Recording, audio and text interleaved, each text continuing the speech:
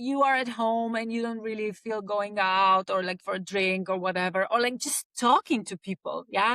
And then somebody calls you like, oh, let's go for a drink, or do you have time? Can you do this for me? Da, da, da. And you think like, of course, oh my God, somebody needs me, like, okay, yeah, of course I'm going to do it, because like you are kind of dependent, like you are addicted to that feeling that somebody sees you, that somebody loves you, that somebody calls you, that somebody wants you, that somebody, like give you attention. And that can be very, very dangerous.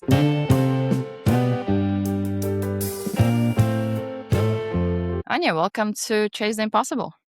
Hello, Austra. Is it Austra or Austra? Austra. Austra. Okay. Well, Yeah. European one. Yeah. Okay. Yeah. Usually I say as long as I respond, I'm happy. It's one of those, but I have heard all kinds of variations. I want to start off, like, first of all, I'm really looking forward to this conversation. I will link below the article from which this idea of talking about the 5 shadows of empaths that is coming from. And before you get into it, I will ask you a question that I ask everybody. What is something that at one point felt impossible for you and now is your new normal? Good question. My life in general, so that it's possible to earn money, to survive, to work without society's framework. So whatever you put your mind on, like you can do it. For example, now I'm in this energetic but also corporate space. So it's like merging two worlds. And it's amazing. It's amazing walking between two worlds, and it's amazing to support people energetic way, like, energy healing, but also very grounded, like here, here and now, and with the money, and life and emotions and all that stuff. So yeah. How do you find that balance, or what's your experience with balancing the two, because they are quite the opposite in some ways. You see, that's the thing, because we were taught that they are opposite. We were taught that they are completely different things.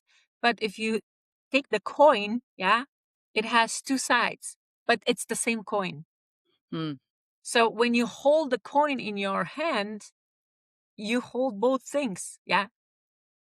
Yeah. So it's like that. It's when we really learn, or when we are aware that we don't have to separate things, but everything is just, it's the same. What is different is just the perspective. It's just the perception. So I really learn how to see one thing from many different perception, like points of views. And this has been really, yeah, powerful for my life and also for other people's life. It's kind of like that multidimensional approach where there's no like one angle to look at things. There's many angles at which you can kind of observe and get perspective from. It is. And for example, usually when we come to this topic, I mention bee, the animal bee. So you have a bee that's flying, from flower to flower. And if you ask somebody like a child or somebody who really likes, nature, oh my God, there's a bee, amazing, amazing, such a beautiful animal, so cute, and it's one perception. But if you ask somebody who is, for example, afraid of bee because he's it's because of toxicity of the bee poison, for example, that they are they have medical problems because of that, it will be completely different perception. They will be like deadly afraid of the bee, and the child on the other side will be like, oh my God, such a beautiful animal, you know so it's like they are both right. Nobody is wrong, but it's from their, like, based on their own perception, based on their own filters, based on their own life experiences and beliefs. And yeah, what they, how they see the world, how they perceive the world. Speaking of seeing and perceiving the world, being an empath, um, Yeah. can you maybe first can you describe what an empath is? Yeah, I can actually describe. really in practical way. Yeah. So first, um, what is in my awareness, how I came across this empath thing. I think it was like 2005. I was working a summer job in England, and I was selling books door to door. And until that point, I was never really faced with this like external emotional tsunami. you know so that point, like when I was out and I was knocking on doors and people opened the door, and I could feel what they were feeling. It's very difficult to explain, especially back then. I had no idea what is happening, but I was like, everybody else, like they could do it. They were, really programmed. Like a week before, we were in this warehouse and they were like brainwashing us what we need to say, like how we need to act and stuff like that. After a week, nothing stuck with me. So I was sent out and I went, knock on the door. And every time when somebody opened the door, I felt this tsunami of negative, emotions. So whether it was anger or some were sad, really sad, some were like, annoyed, really, really triggered. There was a lot of different emotions. So after a week, let's say like 2 weeks or 3 weeks doing that, my body collapsed. And I had no idea like what is happening, and now I know, of course, because I have this awareness. But back then it was just like, oh my God, I'm so sensitive. Like, oh my God, like I have to toughen up. That was my initial signal. Like, I have to be stronger. I have to be stronger. Yeah. I cannot be so sensitive. I have to be stronger. Otherwise, they will eat me alive. So yeah, empath is highly sensitive people. We are feeling it in an extreme way. We are feeling everything around us. So emotions, sometimes we can hear or feel or, sense thoughts of other people as well. But it's about the sensitivity. It's about, um, how we perceive um, external world through emotions. And until you learn what are your emotions and what are emotions of other people, it can be really, really tough. So yeah, that was kind of my first experience. How was it initially, or what did you say is good way to think when you realize that you're an empath, or you're sensitive, instead of thinking I need to toughen up, I need to become more like resilient or tough? Because I Mhm. can very relate to that, where I was like, okay, I need to be like more tough. I need to more, Yeah. what would be like good route to go when you identify that you might be more sensitive, you might be more empathetic? First of all, start loving yourself because exactly the way you are perfect. Everything what bothers you with you, that's your superpower. That's so true. It is. It is true. It's so true. Everything, everything. Even, like something that it's like, I don't like this part of the body or whatever. There's someone out there that would worship you just because of that part of that body, you know? And for example, a sensitivity, or that somebody is like, oh, you are like that, you are like that, you are like that. Do not listen to anyone because people, they don't see you. They see the version of you they created based on, encounters or based on what they see, but only you know who you are. So whoever you meet in life and they create a version of you in their head, that version of you in their head has nothing to do with the real you. How to, I'm sure we're going to touch on it along the way as well, but how to distinguish yourself and who you are from the things that you have learned, especially when you take on everybody else's opinions, emotions, perceptions. How to even start learning like this, drawing that line between Yeah. you and others. Oh, it's a journey. It's a journey, absolutely. But first of all, the most important thing is that, you really ask yourself, like, am I okay? Am I okay? Am I happy? Like, what is bothering me in my life? How do I feel? How do I feel? And if it's sadness or whatever, it's like, okay, like, do I have the reason to be sad? Do I have the reason to be sad? Like, what is this sadness telling me? Is that my sadness or is somebody else? Because you can be surrounded with people and they're projecting all these emotions on you and you think, "Oh my god, now I have to be sad just because, I want to support my friend." And it's like this is such an like really really ridiculous thing. But we are doing that. I have been doing that for so long. And in the most practical way, the tools that I was using, like I think like the first thing, I mean, there are a lot of this tests and assessments and stuff like that. But the one that really, really opened up my eyes was human design. Mm. So when I started using human design, and I like first I didn't really understand it, of course. But then, when you are called, you feel the calling, and it's like, okay, now I'm just gonna dive in a little bit more, a little bit more, a little bit more. And it's like, oh my gosh, you see, and then you see different perspective of something that you thought that it's a problem. Yeah. So I don't know. Are you familiar with human design? I have heard of it, but I can't say I'm very vaguely familiar. Okay, I'm just gonna simplify it. Yeah. So, like human design, it's like this system or a framework that is showing you, how are you exchanging your energy with the external world. So, it's based on ancient wisdom. So it's astrology, I Ching, then it's Kabbalah, then it's I don't know, a lot of this ancient wisdom things, and the modern. So it's also like epigenetics, quantum physics. So it's a mix of both. And you just, based on your birth date and birth hour and location, you can get the chart, and it shows you your, it's like energy centers. Yeah, it is like similar to chakras, but it's a little bit different.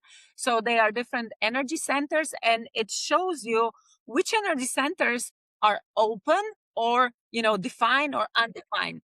So if they are undefined, so if they are open, that means, that something is going through it, like window. Yeah.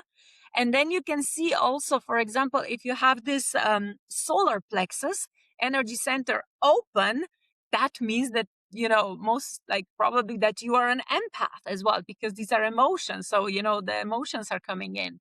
So, bits and pieces. Like I wasn't really obsessed with human design. I was never obsessed with astrology. I was never obsessed with anything really, but I just like, took bits and pieces from everything and then I created my own truth, which is serving me really well. But it's not for everybody. Like everybody needs to learn to really, yeah, discernment. Yeah. So it's not like whatever it's written, oh my God, just Yeah. because, I don't know, I'm an Aquarius. Yeah. But for example, just because it's written everywhere, oh, like Aquarius are like that. It's like, yeah, this is me. This is me. I can definitely, recognize a lot of characteristics and stuff, but it's never set in stone. Nothing what is written out there, it's set in stone.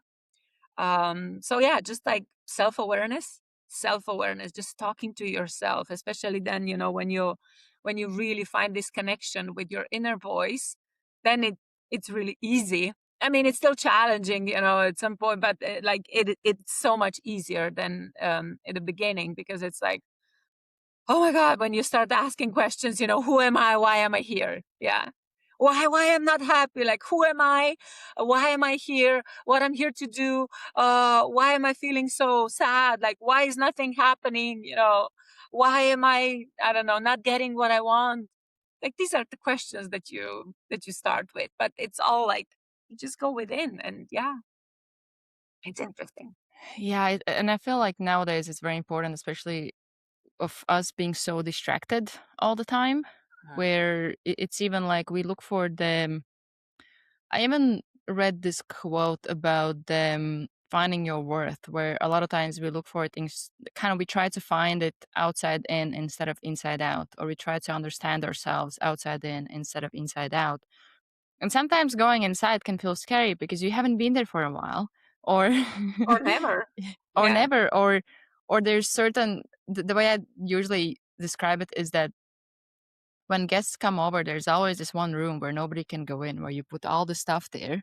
Nobody can go in there. We put all the stuff there. And a lot of times we do the same thing with ourselves. And we don't end up going in. We don't even, sometimes it's even overwhelming to initially open that door and just look at it, even if the light is not on. But then if you turn on the light, which I describe awareness as light, like when you turn on the light, now you see. And just being in that awareness when you see everything at the beginning, especially when you reach this point where I feel like at one point you start to see everything that's wrong with you. So now you're like, oh my gosh, there's so many things wrong with me. Like in that moment, it can feel very overwhelming when you see the patterns, you see all those things. And I think that's where it is important to one is probably like trusting the process and understanding that it's one of the steps along the way, but also it is helpful to have somebody that can guide you or support you in that journey because it can be a lot. Like I went through a lot of that myself very young, where I was like, I see everything that's wrong with me. I don't know what to do, but I'm also still in my old patterns. So I'm trying to kind of change my patterns from the old patterns. Like Yeah. it was just going in loops. Yeah, and like different levels, you know, Yeah. every single thing has so many different levels. So it's not only, you know, black and white, but there are like so many different colors.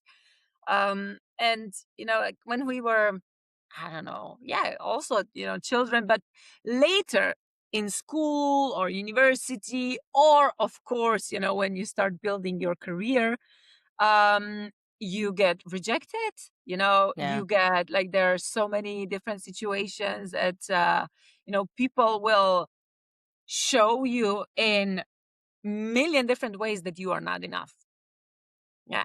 So that feeling of not being enough is, in my opinion, like the baseline feeling. You know, everybody at some point, either like you're empath or not, or highly sensitive person, but that I am not enough. It's very, very deep. It's very, very powerful, but it can show up in different variations. So when I don't even know when I did this. I think it was around, yeah, around 2020, something like that. You see, Yeah. I am enough. Yeah. So that was kind of my reminder when I also embarked this journey. Uh, it was not easy.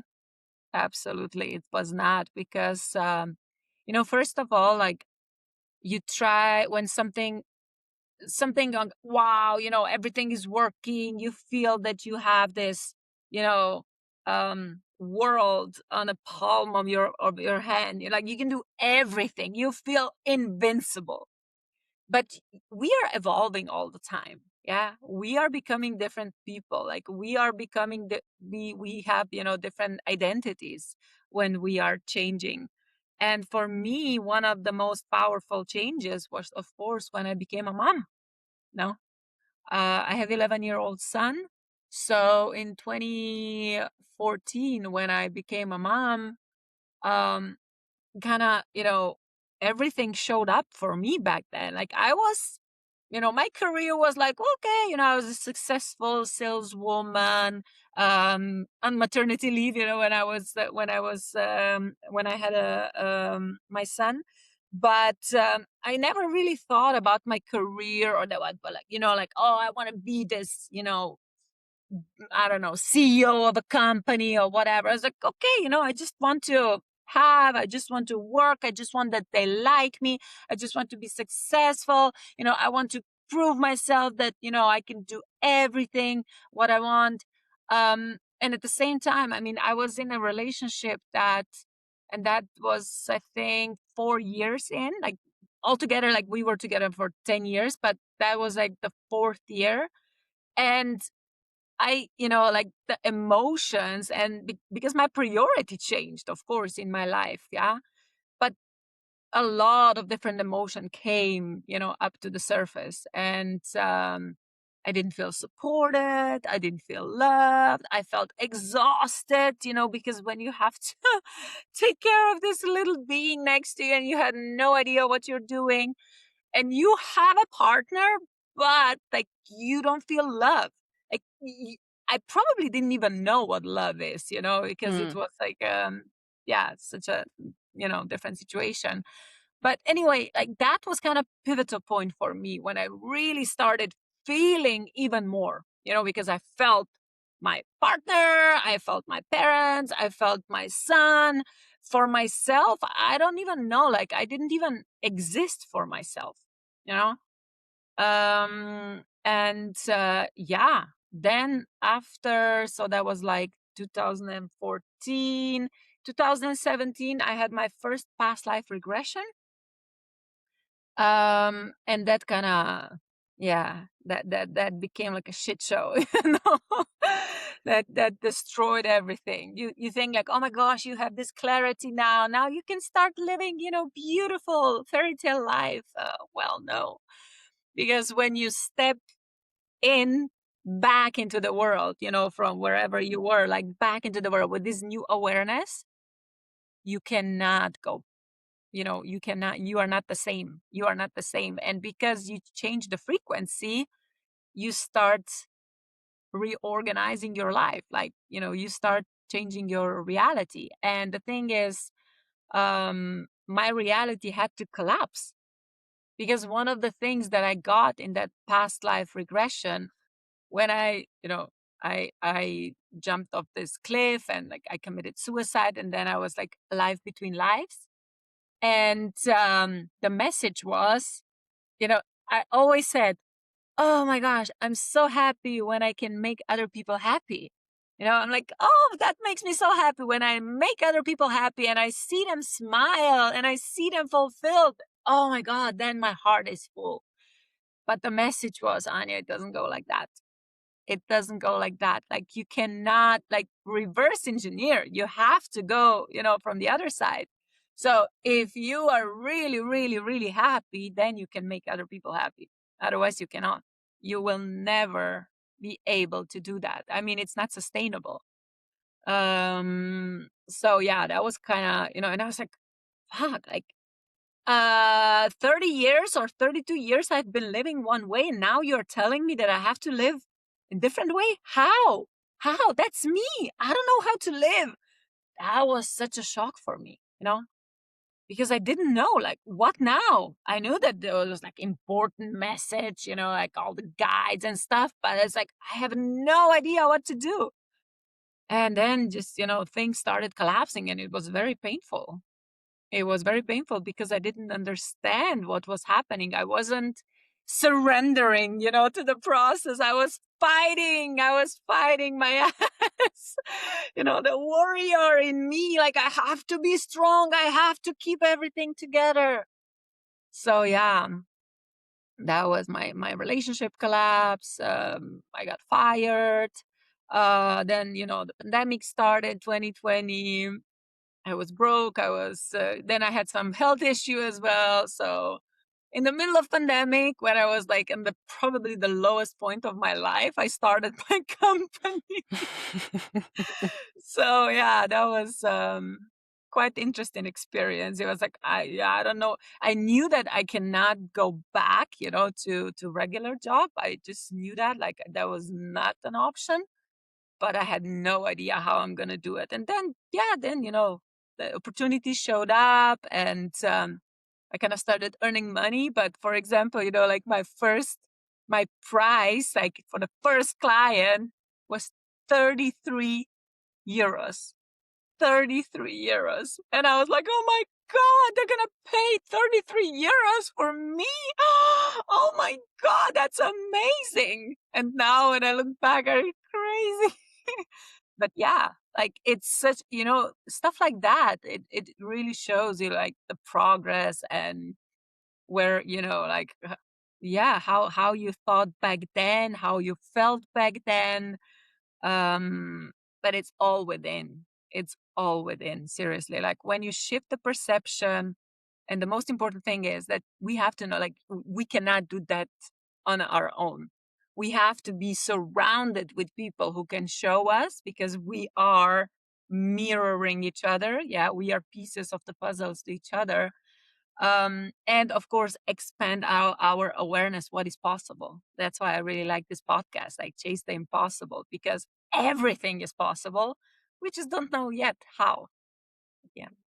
Can you walk me through the mechanics of surrender? Because I feel like it's something that, for the most part, might not come natural, especially for type A people that like to be in control. They like to be in charge. And surrender kind of feels like, what do you mean surrender? Sometimes it might feel like I'm Favor. giving up my power, or, like, can you explain a bit more on that? Yeah, the again, it's never black and white. Because it's interesting that you asked me this, because before our call, um I got this image of exactly this, like surrender, like where's the balance, because it always needs to be balanced. Yeah, you cannot like, oh yeah, now I'm gonna surrender and do nothing and everything Yeah. will be taken care of. Yeah, like if you have for example, if you have a child and you go, I don't know, for a walk with a child, and a child like run down the street or like to the road or whatever, of course you're gonna jump. Of course you're gonna pull him, like you're not gonna say, yeah, I'm just surrendering, the universe will take care of it, like I don't have to do it. No. It's not like that. Yeah, like whatever you are feeling, it's okay, what is coming through now, I can mention this concept. It's a non-jar. Are you familiar with it? Non-jar. Okay. So this is kind of, we can connect it to surrendering. So non-jar, it means non-judgment, non-attachment, and non-resistance. Mm. So when you start living this, so you don't judge, yeah, because if you judge, this is right, this is wrong, this is good, this is bad, like you are putting energy in, like you are resisting something. Yeah, you are not surrendering, but just be as an observer. Okay, so there's no judgment, no attachment. So that's another thing. Like if you are holding on to something, and if you're really holding on to something, and the universe is like, or whoever, like around you is like, we want to send, Anya a present, but she cannot accept it because her hands are full. Yeah. Like we are really holding on. For example, you see this jar, like I'm holding on. Yeah. My hands are full. But then when we let go, whether that's, past situation or fear or belief or something, we just let go. We have our hands empty, and we can get extra gifts. And absolutely they show up when we show them, like, oh, my hands are empty. Now I'm ready. So, and this is not attachment and resistance, no resistance. So whatever, is showing it, especially that is really important when you have this connection to yourself. So it's like you are doing something that it's not, for example, people pleasing. Yeah, like we probably gonna talk a little bit more about that as well.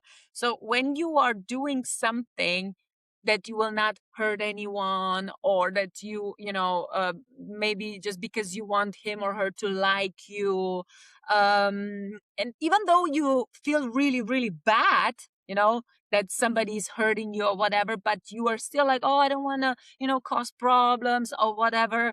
You see, that is resistance. Like you are resisting to that natural flow, because your natural flow is ease and flow. Mm. This is how I see it. Like you have to know that everything here for us, it like the baseline is ease and flow, and sooner or later it will show up. But like with you, if your heart is saying something and your mind is saying something else, you feel this inner conflict. Yeah.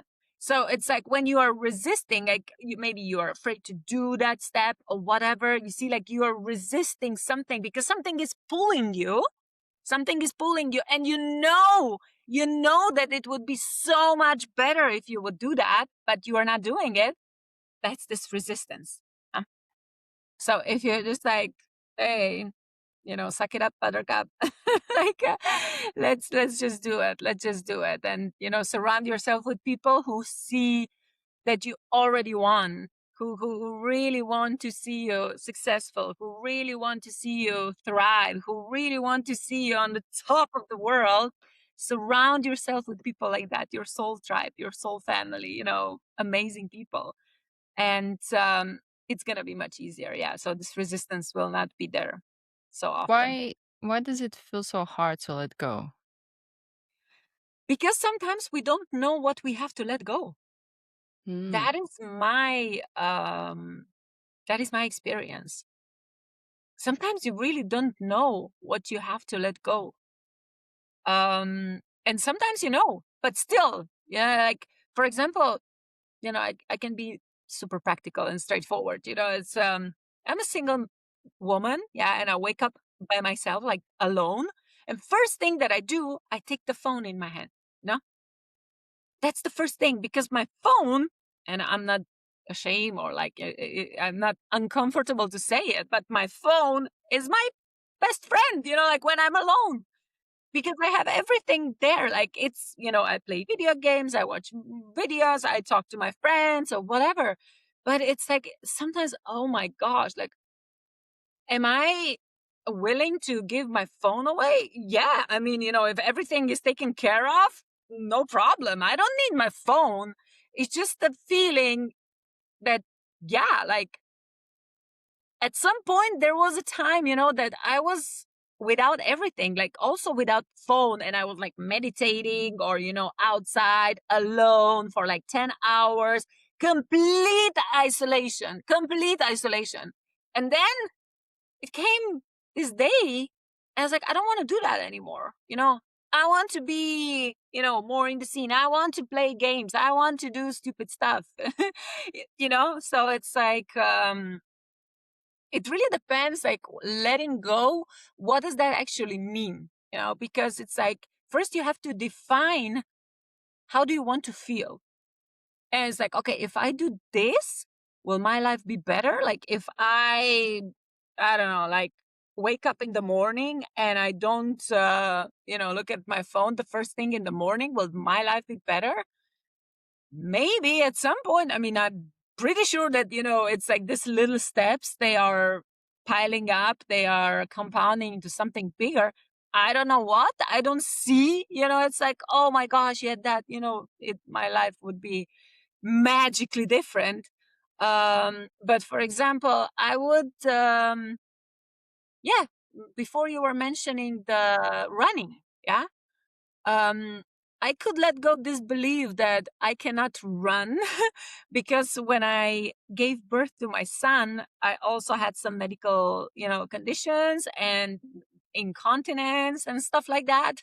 So whenever I was running, and it was, I don't know, 2 years ago when I was like really, or 3 years ago when I was running, and this, like, it wasn't really half marathon, just, some like 10 kilometers, something like that. But it wasn't it wasn't fun, because it's like my pants were wet, and it was like, oh my god, like this, I don't like this feeling.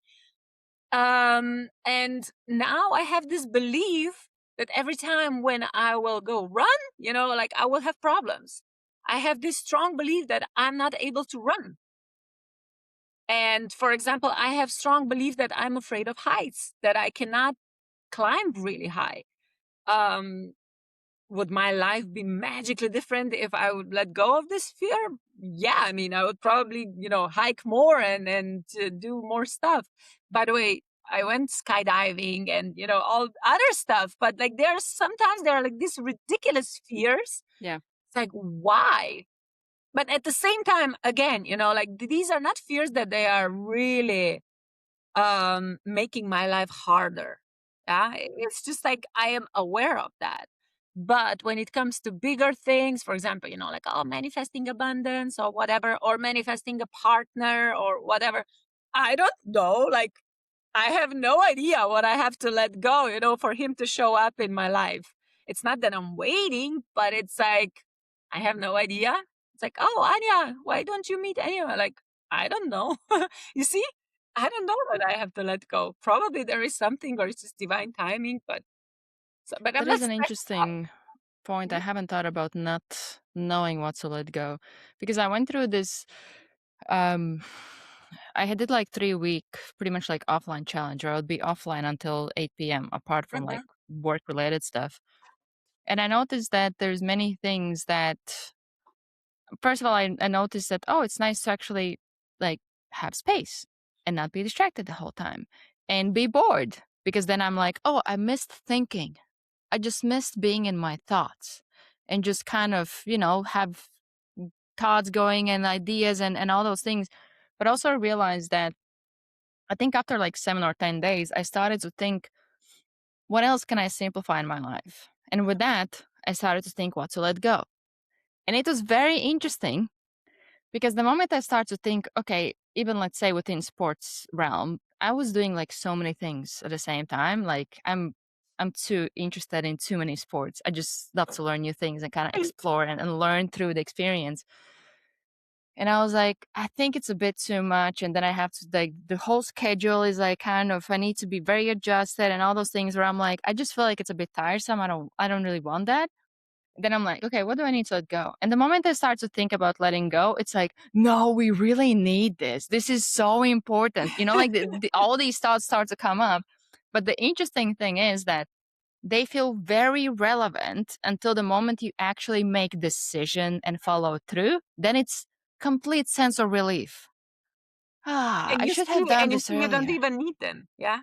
Exactly. But leading up to that moment, it's like, this is the most important thing. We need Yeah. to hold on to this. This is, and I feel like it's something that maybe once you have gone through that experience, you at least kind of know what's coming. But at the beginning, it can feel so, it's kind of like this judgment, attachment, resistance. They're kind of heightened leading up to that letting go moment where it's like, no, no, no, we need to hold on even tighter.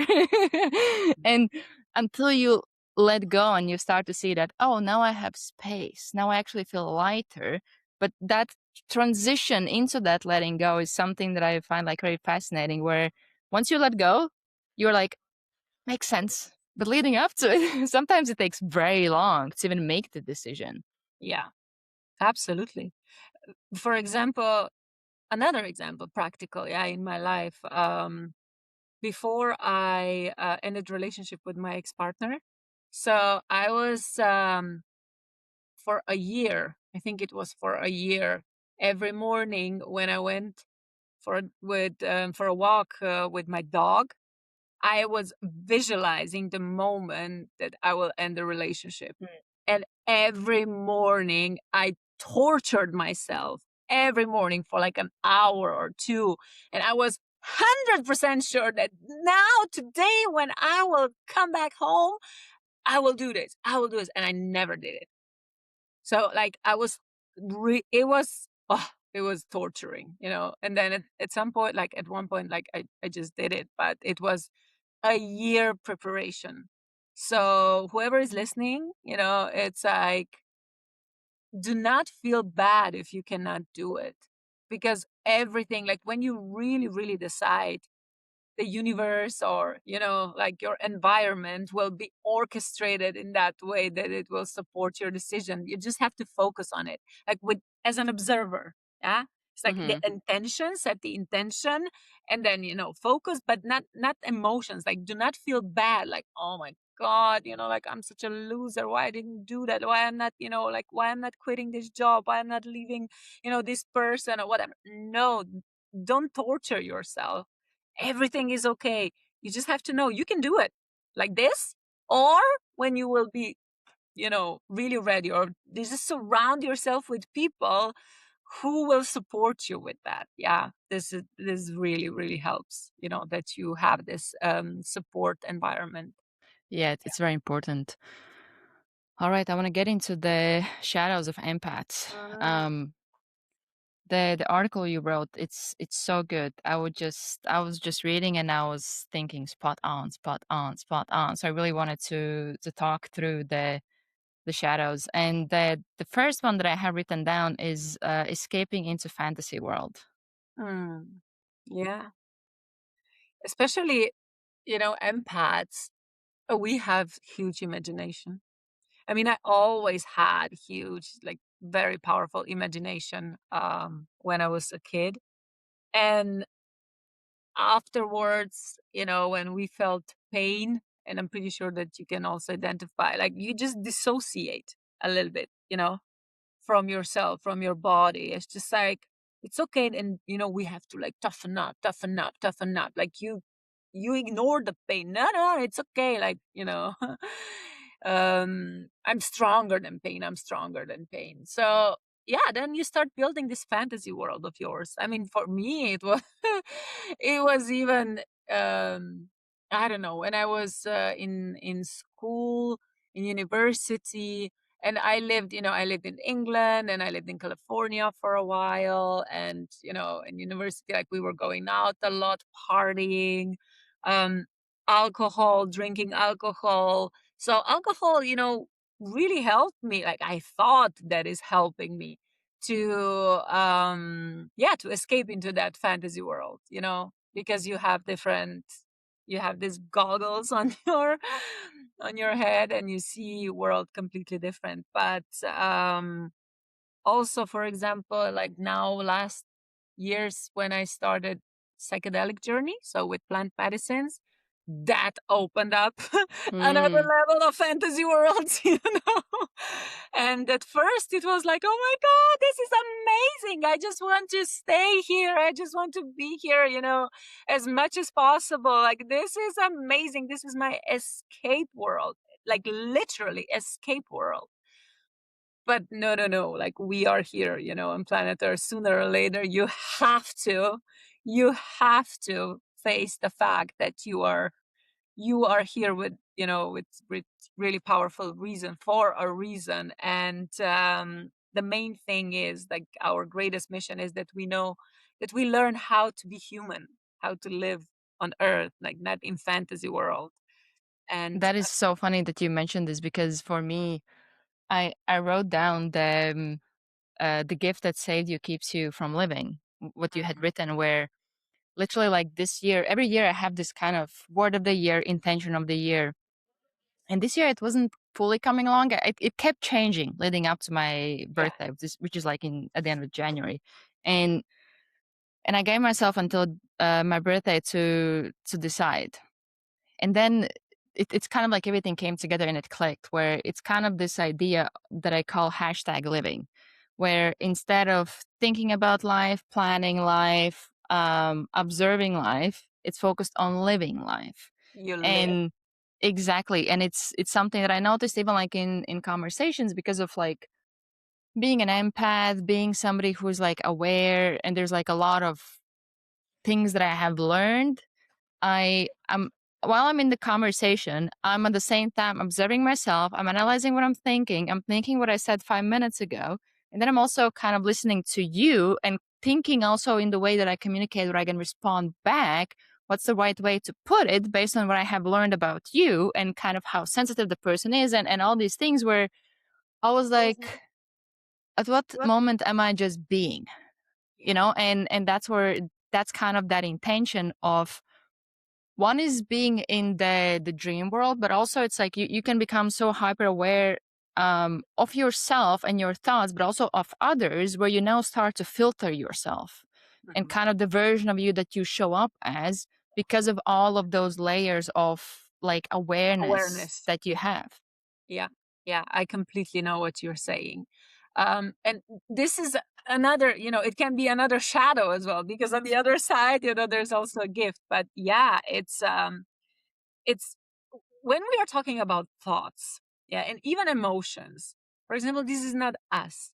Thoughts are just, like they're thoughts, and they're not even our thoughts. They are just in the field. They are around us.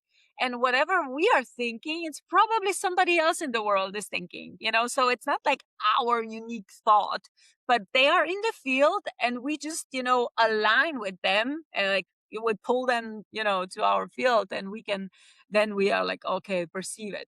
And emotions, it's just energy in motion, you know so emotions, yeah, emotion, energy in motion. So that means that it's like, this is one thing, we are not holding on to emotions. Like, we are here, our body, our vessel, and who we are, awareness, we are here just like catalyst, like, or like a channel for emotions. Like, whatever comes, okay, observe, okay, oh, okay, hey, yeah, sadness, oh, anger, oh, okay, okay. Because with every emotion we learn something new about ourselves. So they are just signals, It's not ours, but we as human beings, we are so, oh my gosh, programmed that we identify with it. So it's really, we were taught, oh, I am sad. Yeah. I am anger or angry. It's like, I am. No, you're not. You're not. You feel anger.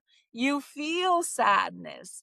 So when you say, I feel sad, I feel anger, I feel happy, you see, you put like a bridge between it.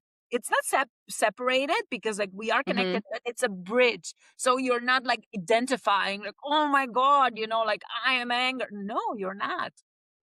And yeah, like, to It's kind go of back like similar to what you said about that, like question. letting go of the judgment, attachment, resistance. You might even apply it to emotions. Oh yeah, absolutely. I mean, everything is connected to emotions, because what if we say, for example, judgment? How do we feel? Like, if something is like, we judge something that is something wrong. Oh, this is not right. He, like, you are wrong. You did this wrong. This was not right decision. How do you feel? Sometimes it's angry, sad, disappointed. You see, like, everything is connected. So it's like all this palette of emotions.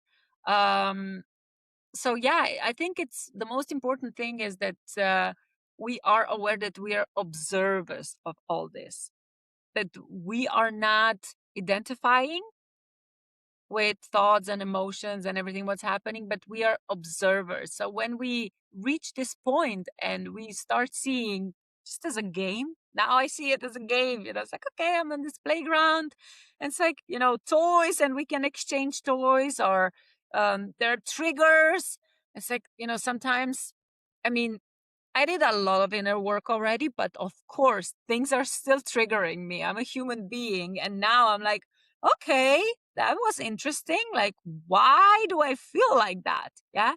Or sometimes I wake up in the morning, and even though last night I was like jumping of joy, but I feel exhausted, or, like, I feel this heaviness like the next day. It's like, wow, okay, what is happening?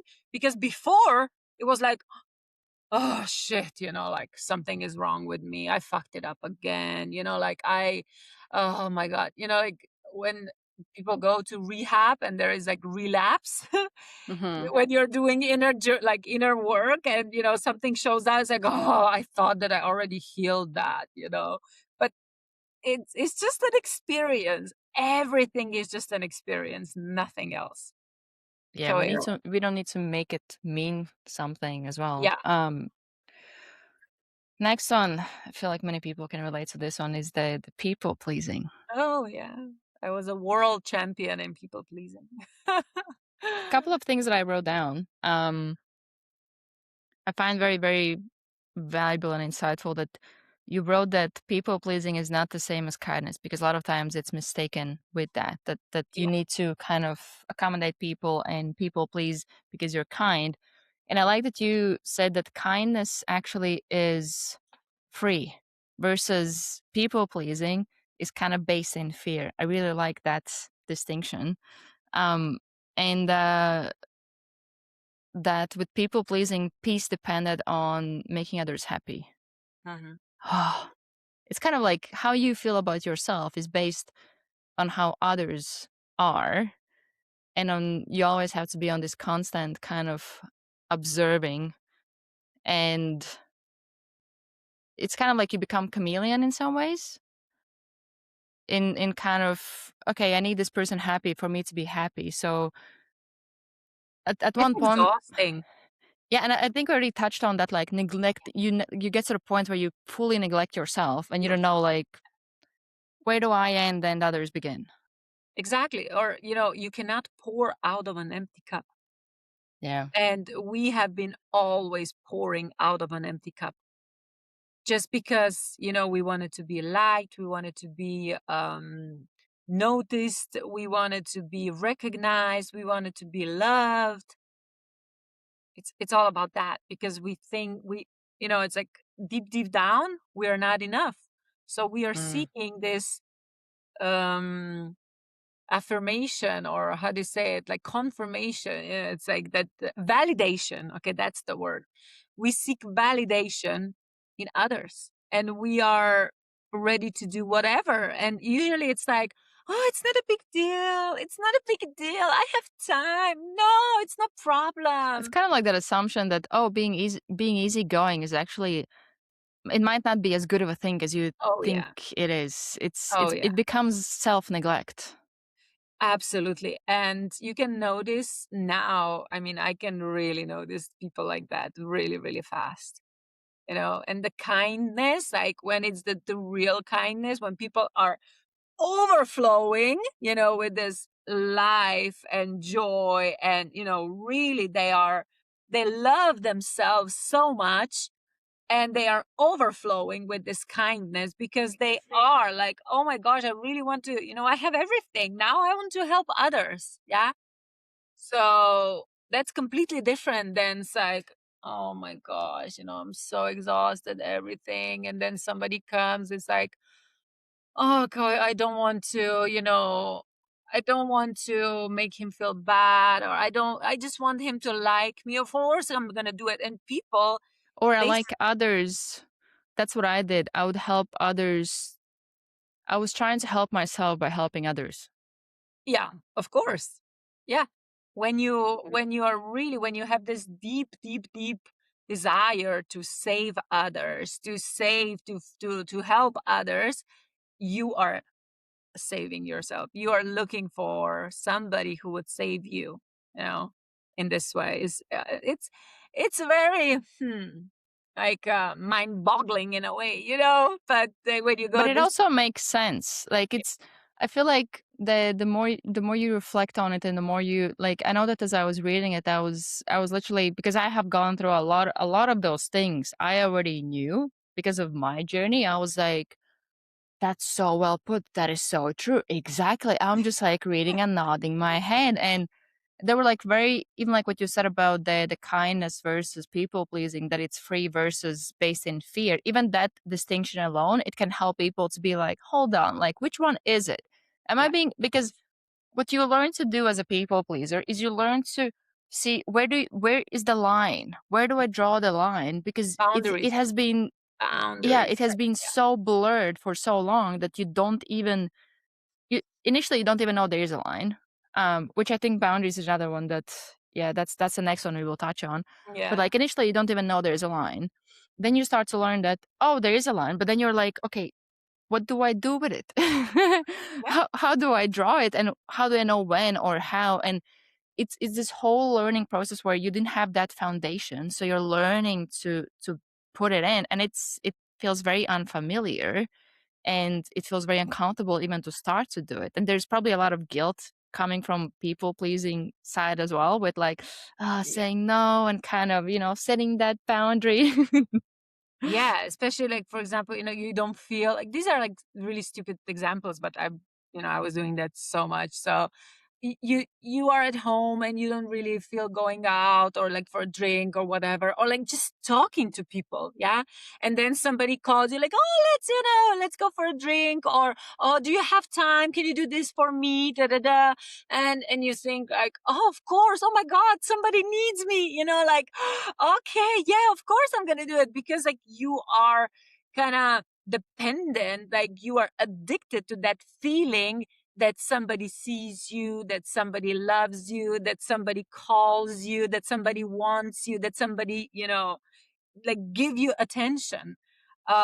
And that can be very, very dangerous. Yeah, because sooner or later, like all this burnout and that we are facing also in working environments, it's mostly people pleasing, because people, Yeah. they don't know how to say no, because they are afraid. Oh my god, if I will say no, I can lose my job, I can become homeless, I can, I have to take care of my family. So it's like, that's fear. You see, Hmm. that's a lot of fear, existential fear, like survival mode, everything. So people are doing something that otherwise they wouldn't do. Of course, paying the price of their own health, of their own sanity, mental health, especially. So, Yeah, it is very it's a lot to handle as you go through it. And I think that's why it is important to, first of all, go read the article. There will be a link below. Like, it's written so well. And also I wrote out a couple of things that I wanted to touch on with people pleasing, that two of them. Just because you can help doesn't mean you should. That's a mhm, big one. And that also ties into, I have a story about saying no. And also, when you start to heal from people pleasing, it doesn't mean you become cold, because that would be initially my assumption. Oh, and now I need to be cold. It means you become honest. exactly. Because that there's another thing. Like when you are people pleasing, you are surrounded with people who are taking advantage of that. And they will ask for more and more and more and more and more. And just imagine, and then you show up one day and say no. Yeah. You get rejected. And they're like, what is wrong with you? Yeah, you will have some resistance because Of people course, treat but you the way you allow oh them to my treat gosh, you. that's the main goal. If that person on the other side, because they don't see it, they you see, that's the version of you that they created in their head. She's Hmm. doing everything, like whatever, she's available all the time, she can do, like she never says no. So that's the version of you in their head, that has nothing to do with who you really are. But also, I think this took me a while to acknowledge. Like, it's also my responsibility, because people treat me the way I allow them to treat me. And I would Absolutely. show up, I would be the, yes, always there, always out, like, and I can't expect people to now not resist that if all of a sudden I start to say no. Where I noticed this with, I did this like friendship audit a couple of years ago at the Yeah. beginning of the year. I was like, let me just go through my friendships, kind of thing.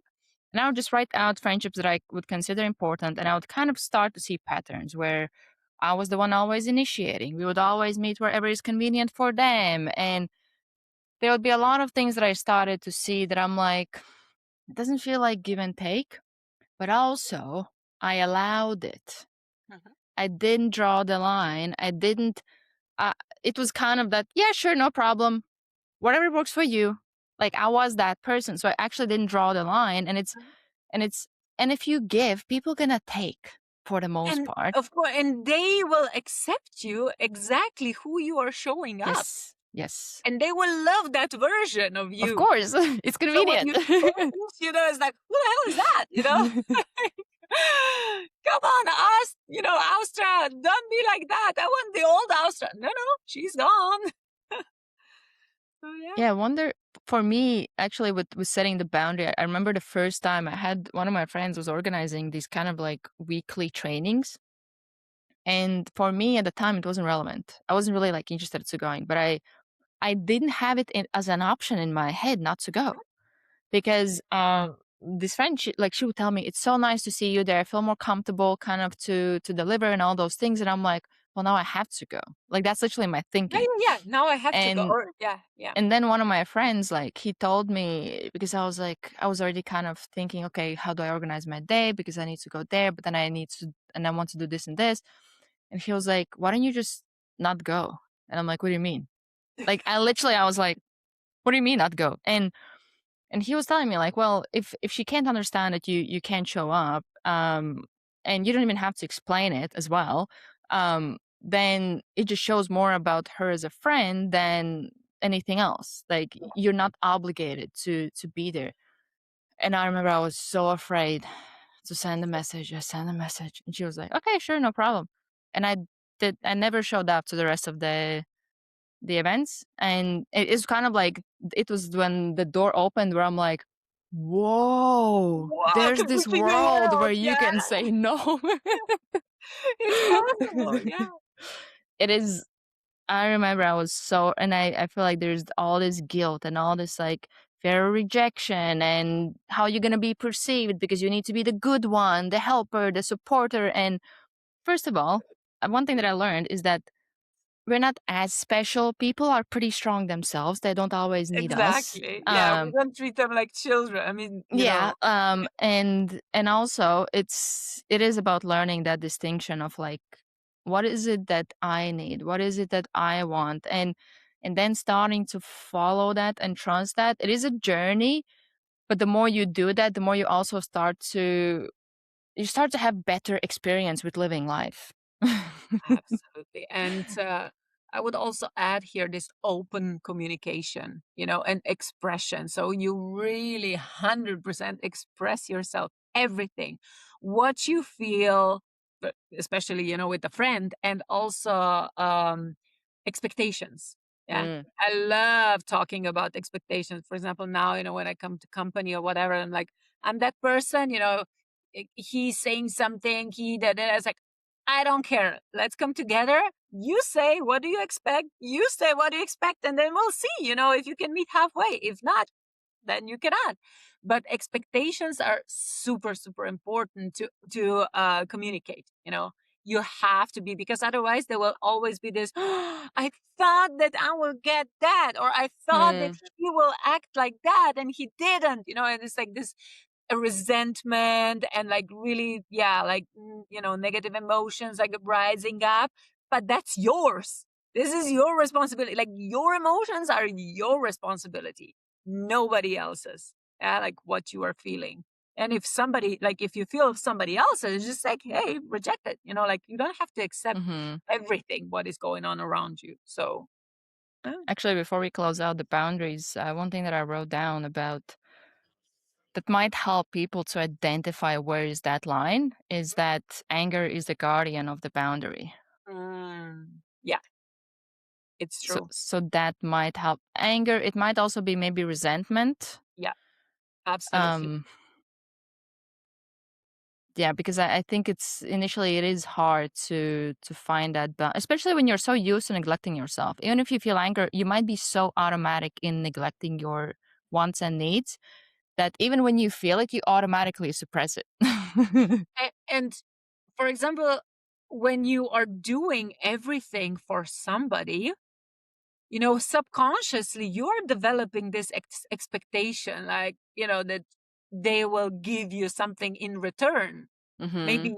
in a job environment, I mean, in working environment, and you're doing something, something, something, and this wishful thinking, oh my God, they will notice, I will get a raise, and it never happens. And then it's like, why they don't see it? Oh my God, such a stupid, boss, whatever.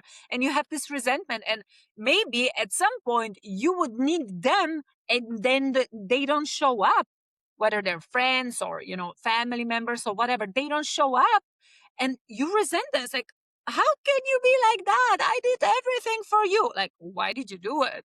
You know what I mean?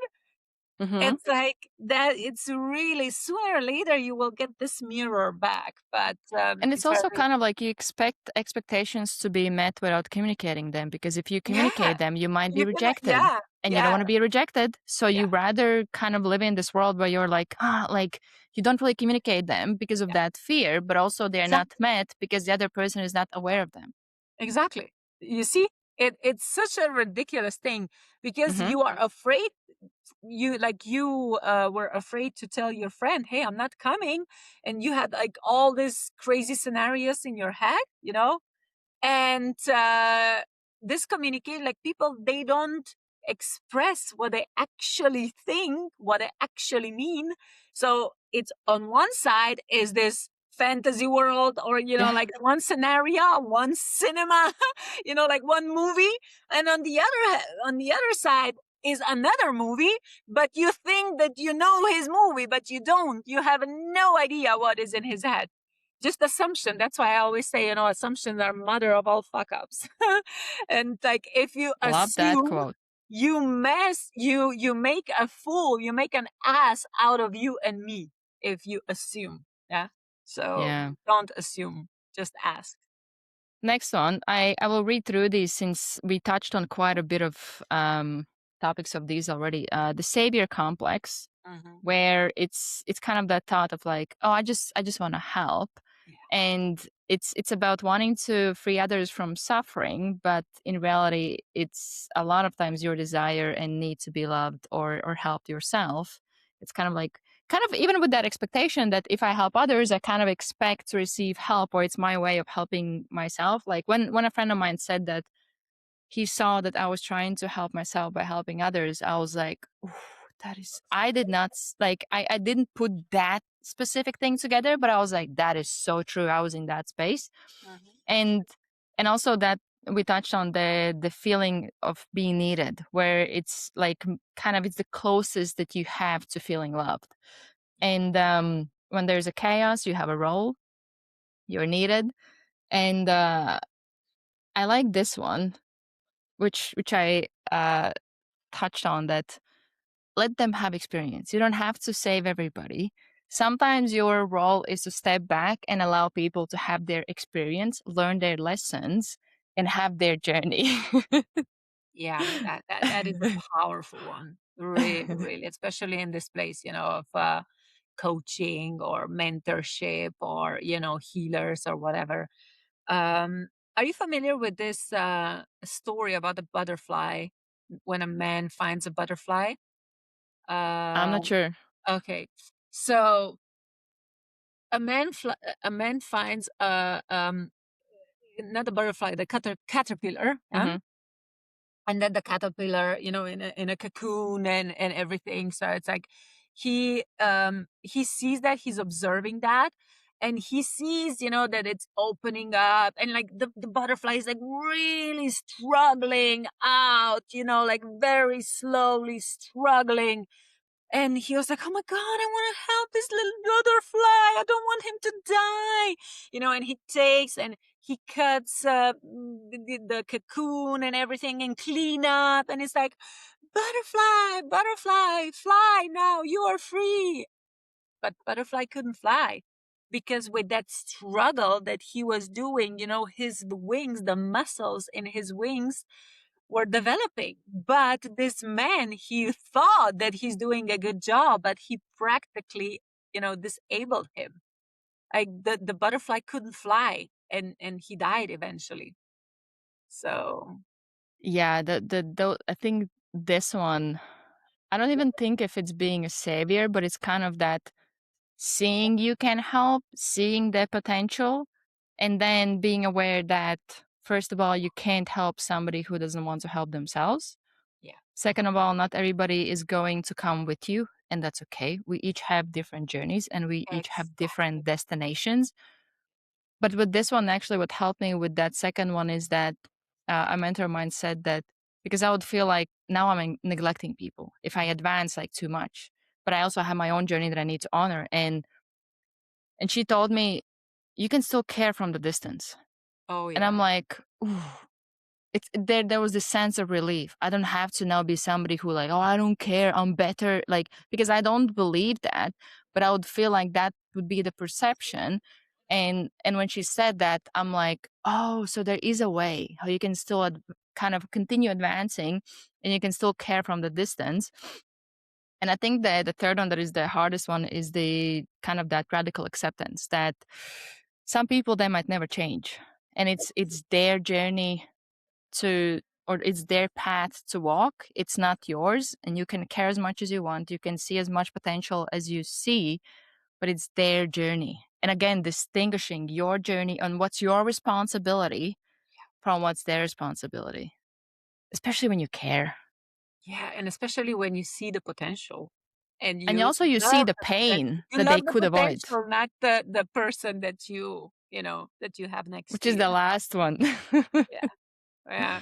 But Oh, this one is really powerful, and like if we are, another one like this will be mind blowing. So a lot of people they're like, oh my god, like I want to help as many people as possible. Yeah. I want to help as many people as possible to do this, or I want to heal as many people as possible. And I'm like, okay, so you're sending out the intention that there are so many people who need healing. You're actually sending out the intention that you want broken people, you know? mm, You want to create a reality with a lot of broken people because you want to heal them. Set the intention that nobody will need you, that everybody will be healthy and everybody will be aware. Like, do you see? You see what we are doing? Like, it's crazy. So, like, just let's focus on ourselves, because when we are focusing on others, we are really not doing them a favor. is We this are, also like related to the last one that is about attraction to toxic relationships? yeah. I mean, as an empath, that's kind of, like an unwritten law, or a lot of experience, goes that direction. But as an empath, you probably sooner or later you have an encounter with a narcissistic person, and a psychopath or whatever. I mean, oh my gosh, yeah, I had quite a lot of them in my life. But again, like narcissist is just a label. I'm not gonna go into that rabbit hole. But it is like until you really, really like deeply start loving yourself, you cannot expect that people will love you. And you cannot love anyone else. You think that you love somebody else, but you cannot. Like, if you don't love yourself, you don't have the capacity to love anyone else. And because you are like, oh, I'm not enough, the universe will say, yeah, you're not enough. Yeah, you're not enough. And it will give you a lot of people around you that will be constantly validating that you're not enough.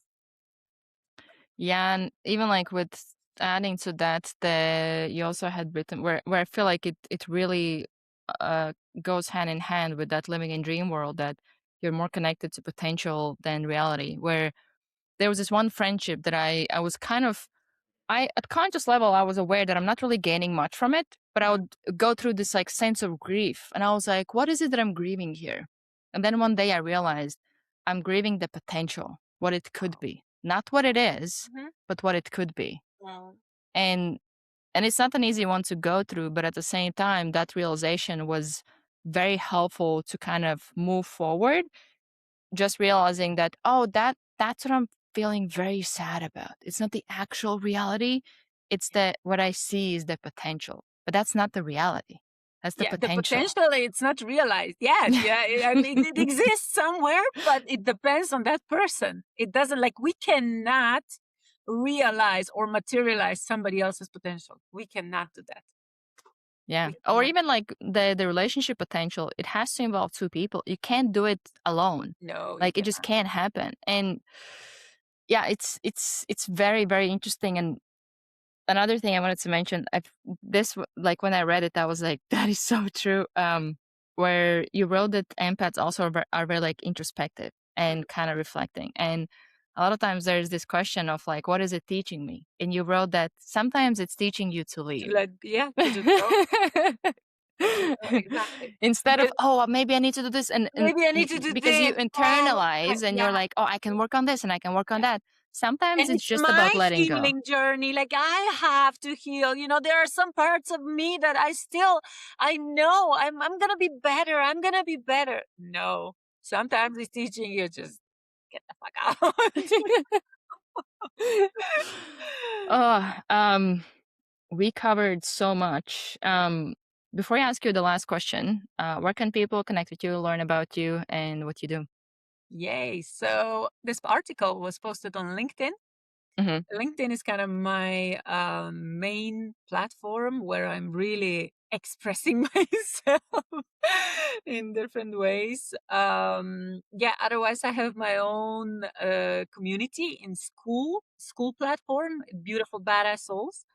And it's actually this, like we are really, it's a community, but it's not a typical community, it's like all this noise and people are, just posting stuff and talking and, just doing stuff. It's not like that. It's pretty quiet, it's pretty mellow, but when people need something, they It's get it. intentional. Yeah. Yeah, it's like a space. So, talking about empaths, yeah, we have calls, but it's not like every day or I don't know how many times per month, because I'm also on a journey. I don't like another boundary. I have a community, but it doesn't mean that I'm going to show up all the time. And people are paying $39 to be in, but they know like I'm not gonna show up all the time. But when they will, like they can say, hey Anya, the question or whatever. Now I have my AI mentor, there's option to say, or they can send me, I don't know, a message in LinkedIn or a private message or whatever. So I am there, but I'm not gonna jump the same moment when they, when somebody will need me. And I'm not there to entertain people. And I'm not there to maybe not to teach, but to share my perspective, because from my life experiences and from my business experiences and everything. But I'm not there to be, this thought leader or to preach, what somebody needs to do. But it is very powerful. Like whoever comes in, there's a reason, whether they feel my energy and they really get this expanded awareness there, expanded space, because how I see it also, whoever enters, I also feel when I meet them, what are the connections? So I can connect, a lot of people and connecting in my community, like between each other, so they can really co-create something amazing together. Yeah. Love And these it. are Love it. mostly entrepreneurs, but it's not really necessary. Sometimes, there are people, they are thinking about just, stepping on their own path, or, they're exploring this spiritual awakening or whatever. And how to be awakened person in this, crazy world and in business environment. And yeah, it's pretty cool. All right. I'll leave all the links below as well so that anybody can check out and join. Yes, yes, Last question I have for you. What's the impossible you're chasing now? yes. Hmm. There are so many levels to this answer, but freedom, ultimate freedom, ultimate freedom. Because in 2005, when that spirit spoke in my head, and Anya, you're a free spirit, I didn't really understand what it means. It's just like it felt good. But now I know, like, ultimate freedom. And I know that, at some point, like, it's not like that I'm chasing it, but I Yeah. know it exists and I'm calling in, and I'm not gonna struggle, in between. I'm having a blast. I'm gonna make the best out of it, of this journey.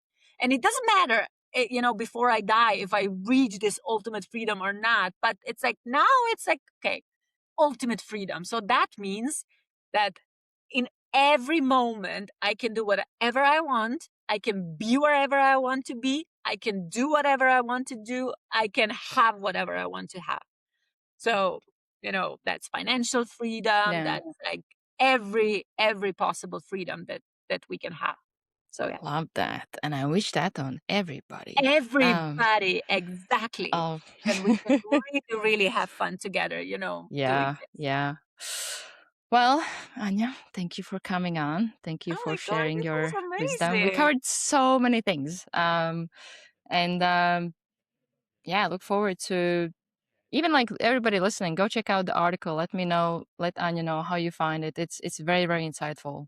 Really good. And check out other stuff that she's doing. There's a Yeah, lot you're of great welcome. things I that mean, you're my doing. my world is open, just be honest, straightforward, be who you are, don't pretend, because I have some psychic abilities, so I can see, when somebody is like super fake, and I don't really pay attention to this kind of people. It's just like, Yeah. it's okay. Like, if you want to play, I'm here. Let's play together. Yeah.